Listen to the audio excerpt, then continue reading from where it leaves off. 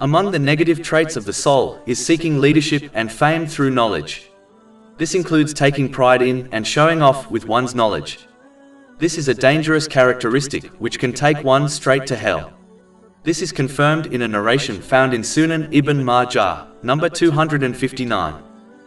This can be cured by understanding that every ounce of knowledge or any other blessing one possesses has been granted to them by none other than Allah, the Exalted. So instead of boasting, one should busy themselves in gratitude to Allah, the Exalted, for protecting them from ignorance.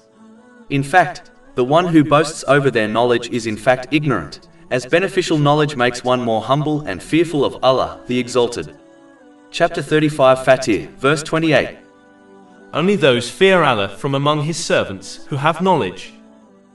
Over 400 free ebooks, audiobooks, infographics, podcasts and blogs available on our website, www.shaykhpod.com.